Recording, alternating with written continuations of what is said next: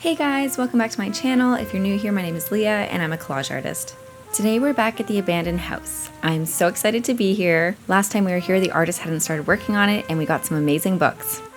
Now the artists have started, I wanted to take the time to interview some of them. Today it's raining cats and dogs, so we'll be inside doing these interviews and seeing some of the art that they've made already.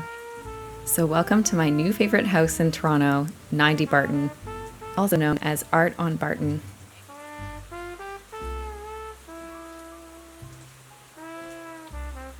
Let's recap where we were with the house last time I was here. Firstly, this outside mural was not there, and the house was full of junk everywhere. Now it's 3 weeks later, and the house has been cleared. They did a huge garage sale and got rid of anything that's valuable. And a few of the artists have started on their murals. If you haven't watched the first video where I feature here, you can go back and check it out. But look at the difference just a couple weeks can make.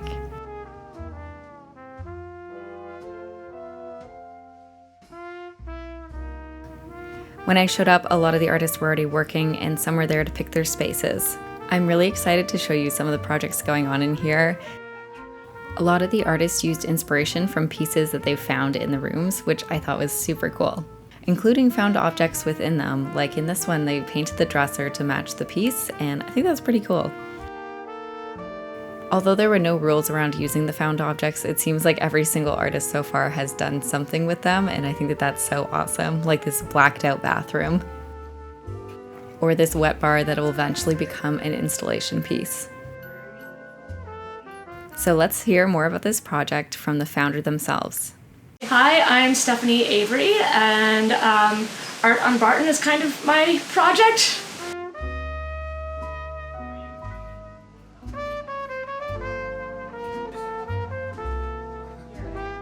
Well, so kind of the history of this idea is not something that came up spontaneously. It's something that I've been wanting to do kind of along these lines for many years. I used to be really into urban exploration, so I was going to like really abandoned spaces and always thinking about how cool it would be to bring in a bunch of installation artists to do something in there. And then, nothing ever really came of that, but it's just this seed that's been in my brain for years. Then a few years ago, I started painting a lot more murals and got really involved with the muralist community, which has been amazing because in Toronto, we just have like the kindest, most generous, like funniest, most awesome mural community. Like it's silly that we're not known internationally for our murals because we have so much good talent here and so many amazing people. So world, pay attention to that. But in Toronto, we've got so many old houses like this that are coming down for developments and also like larger buildings as well. So I've been thinking about doing this even more like in combination with getting more involved with the mural scene as well as seeing how many properties like this are coming down. And actually, a year ago, I tried talking to a couple of other developers about doing something similar, and it ended up falling through. Like before it even a real conversation even started, it was like, no, they didn't know about art. It made them too uncomfortable. Like bringing artists into a building that is technically condemned, even though it's only condemned because they kicked everybody out, so they could demolish it for condos. But otherwise, perfectly good. It's not going to crumble under anyone's weight, right? It's like structurally sound. And as you can see in this old house, I don't know how long it's been since the people left, but we still have running water. We still have electricity. We don't have floors that we're going to go crashing through. So as far as spaces go, it's pretty ideal for something like this. I live in this neighborhood. I'm part of the Seton Village Residents Association, so I've been seeing a lot of conversations happening about this property for a while. I bike past it all the time. It's on my way to my grocery stores, so I'm like very familiar with this as a property. But through all the conversations that I saw, I learned that it was being demolished. I learned what more or less the plans were for the space, and I got the email address for the developer in charge of the project. So, I don't know, maybe a month and a half ago, definitely not even 2 months ago, I was procrastinating on another project. And I thought, what the heck, I'm just going to send these guys an email. About 20 minutes later, I get a reply from them saying, this sounds really interesting, let's have a conversation.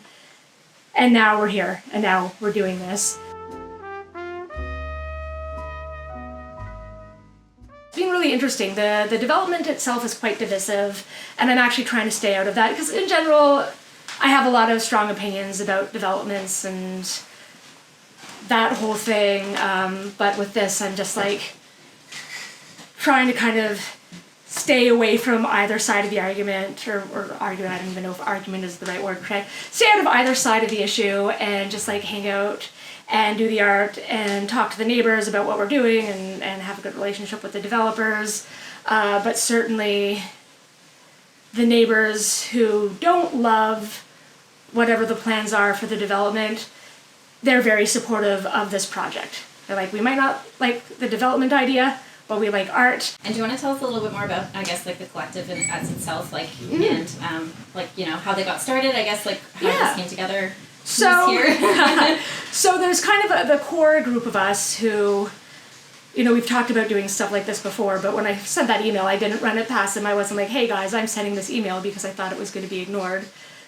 So as soon as I got a reply from them, I was just like, hey guys, we're doing this thing now. And that was myself, June Kim, Janine Beatty, and Andre Khan. So we're kind of the core group, and they've been helping a lot with like the logistics and house sitting so that the artists can come through. We're the core group, and then once we got the keys to the house and we walked around, we kind of divided it into sections. We were able to raise a little bit of money for this. We got $1,000 from the Toronto Awesome Foundation, which is awesome. Yeah, exactly. They are awesome. They are exactly how they describe themselves.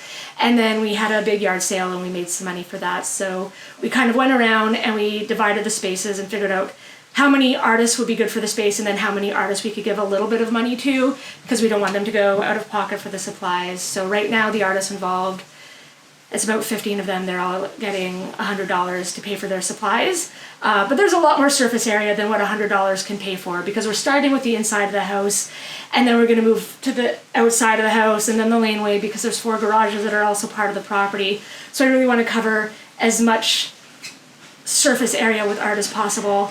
But starting with the inside, because this is the space where it's like the least conventional, the least expected. People will come in here and they're going to be looking at these kind of familiar rooms and familiar spaces through a whole new lens. Do you want to tell me about your little corner here and what we got? Yes. So this is my nook. I've got the mantle, and there's a nice little window nook over here that's still full of a bunch of stuff that's going to get cleared out soon.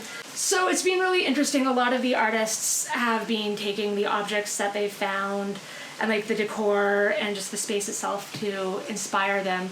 So I've got a lot of themes that are going on that are inspiring me, and it's starting to come together to like an actual visual in my head.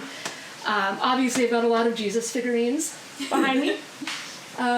And that's going to play part of it, but I'm not trying to do something that's like sacrilegious. I think that I've been thinking about a lot when going through this space is that like clearly the people who lived here, I don't want to go right out and like say they were hoarders. I don't want to say anything that could be potentially interpreted as disparaging toward them, because I have so much appreciation for this space and the history of this space.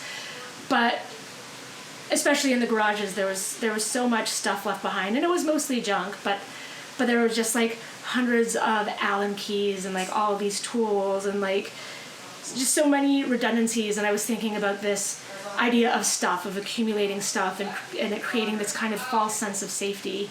And this is also a bit of a read on myself, because I know I have hoarding tendencies, especially when it comes to art supplies. I think a lot of us artists probably do, yeah, right? But there is this kind of perceived sense of safety from just accumulating things. Like it insulates us from dangers, and this really ties into the rest of my art practice, because a lot of my practice is about consumerism and consumer culture and like the nefarious aspects of capitalism, and kind of like we know what we need to be happier collectively, and yet we still find ourselves in these like toxic spirals. And I think that the way we accumulate objects is certainly a part of that.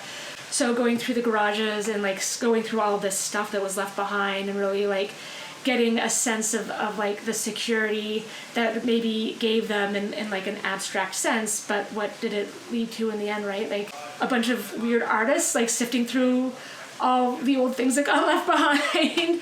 And so that's really got me thinking about this idea of like safety and accumulation and insulation. And that ties in a little bit to the idea of like the deities here. This like idea of safety, of accumulation, of like control within the chaos to give you comfort.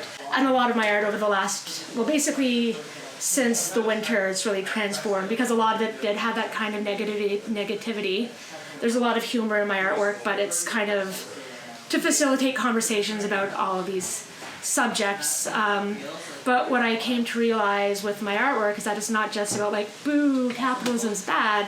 It's also about finding a space for grace to live within the system, because I can be mad at overconsumption. I can be mad at how we're using up all of our resources. I can be mad at the fact that like we know what we need to be happier and we just don't do it for obviously complicated reasons. But at the end of the day, I still have to exist within that and be a part of it.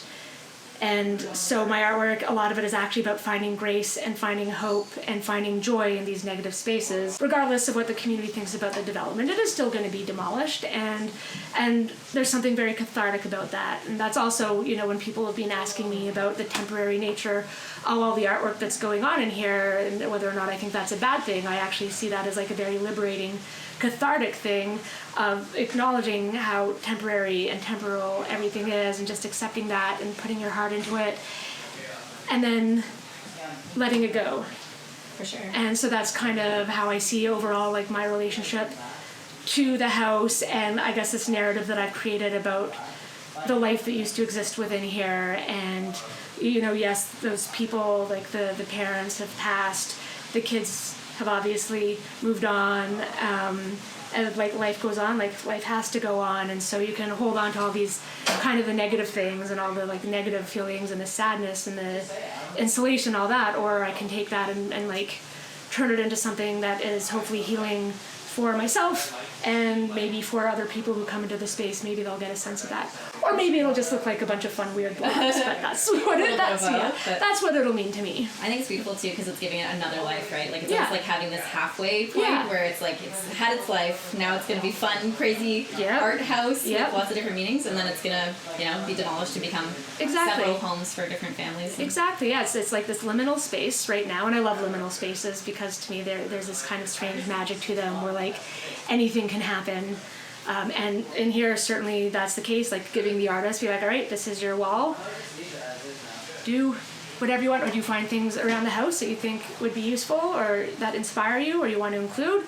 Bring that into it. You know, it's, you want to like paint the floor, you want to paint the ceiling, please do, right? Like there's just so many fun ways to play in here and use the space. And I feel like that's like something that we don't get as artists all the time, is like this like no rules, any space you want. Excellent. Come first serve, use anything in the house. That's like such like a trait in itself, I think, as artists, to just like have no rules around anything, you know? Especially, you know, when you get to be more like a professional muralist and then you have to work with all the clients. And, you know, there's something very gratifying about that as well, obviously. But that's, there's something very... It's like a playground. You know? It is. It's like our little summer clubhouse. Yeah, amazing. So when do you think that the show is going to be on? Do you know at all? Aiming for the second week of August. We have to figure all of that out with the developers. I'll definitely be able to tell people when it's on and all that stuff. And amazing. So. Yeah, thank you. Welcome. So how amazing is Stephanie? Isn't she incredible? I really resonated with her idea of taking a temporary space and putting your whole heart and soul into something that you know isn't going to last for a long time. It's definitely something very poetic there.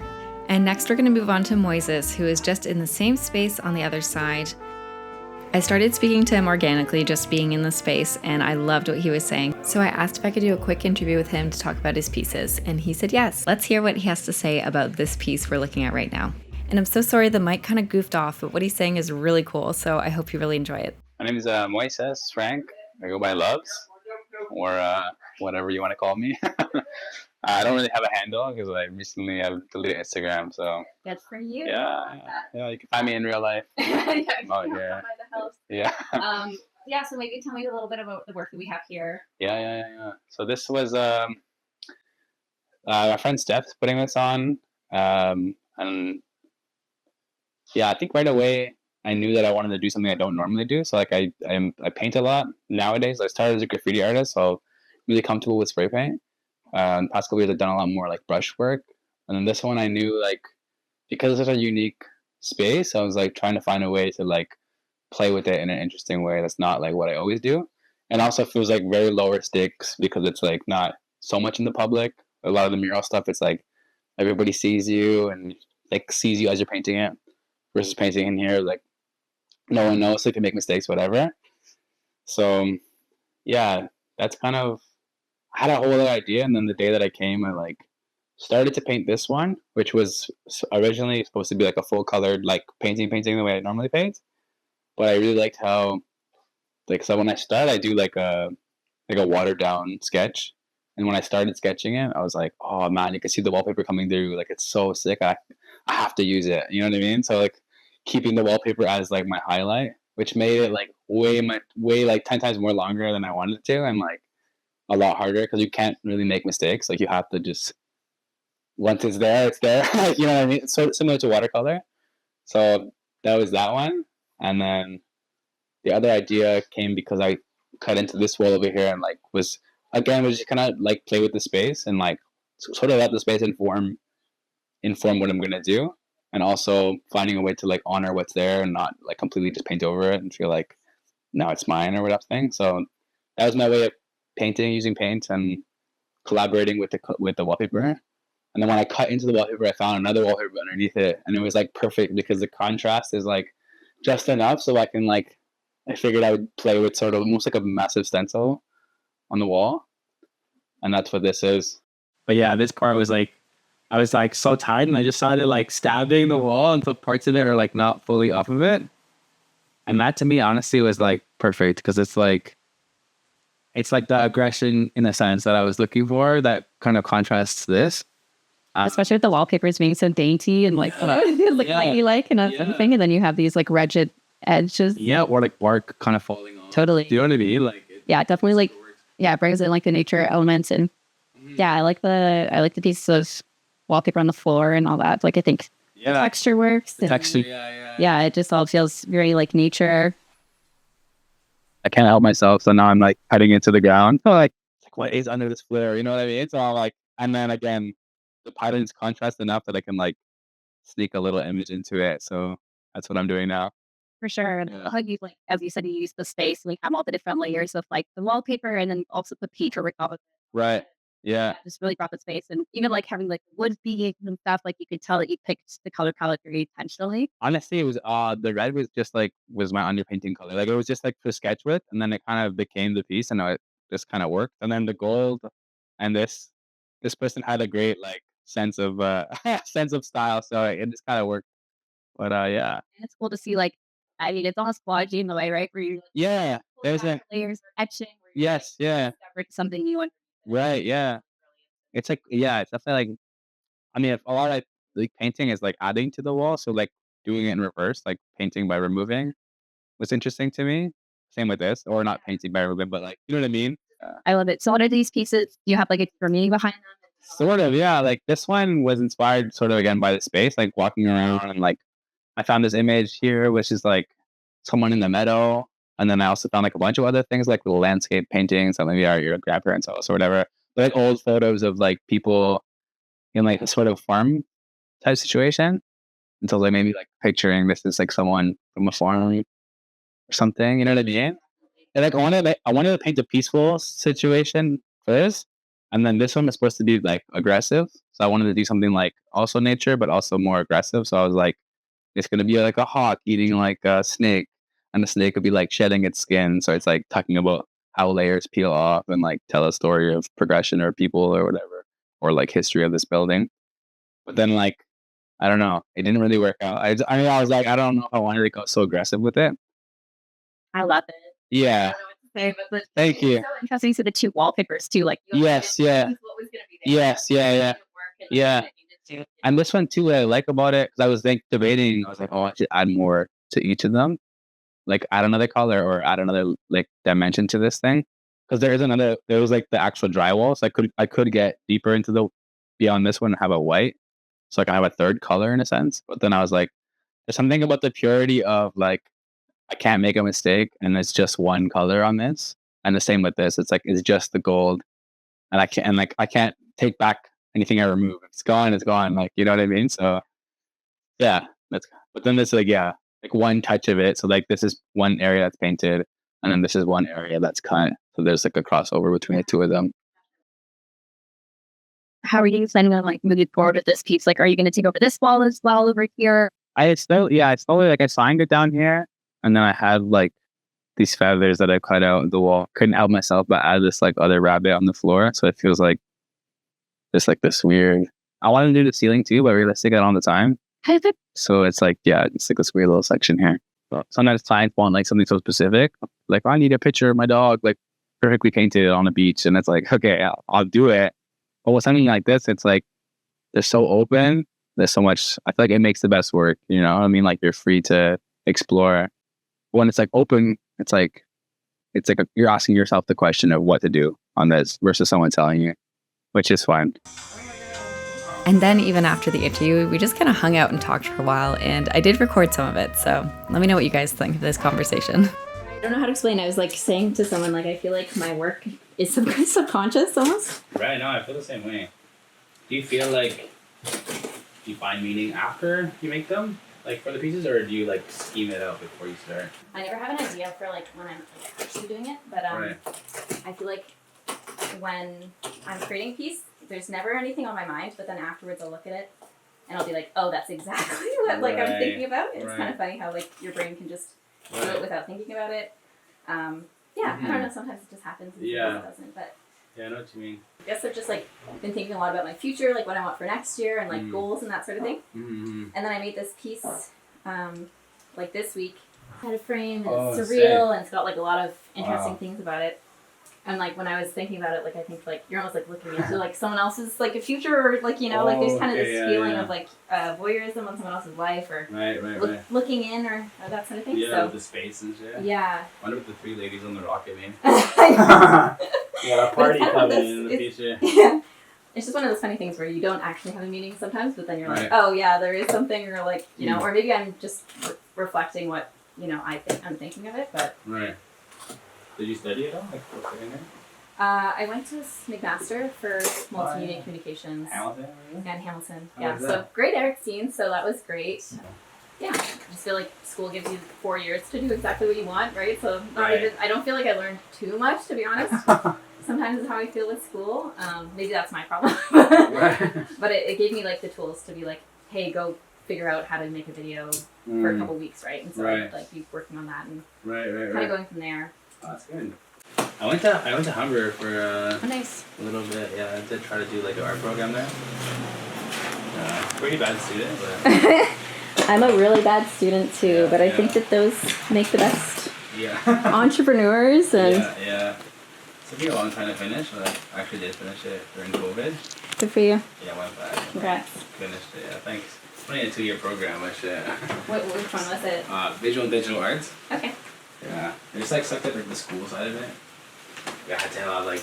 I hate grade exams. 200 or whatever. Yeah, I was like. I want to do a write-up. I'm like, God, ChatGPT, if it had been around for school, it would have helped me a lot. Yeah. That's why I think, like, visual artists like this, right? Like, how do you put this into words, or like, how do you just get someone to come feel it, you know? Right. Like, and then them interpret it, and then you be able to talk about it is like my favorite part of art. So. Yeah. So that's all for the abandoned house this week. I'm so excited to show you guys all the updates they've done. I will definitely be coming back right when it's all finished up and showing you the grand reveal of the final product. What a crazy cool project. What do you guys think? If you liked this video and want to keep up on other videos that are coming out about it, please remember to subscribe now. And I'll see you guys next week. Bye!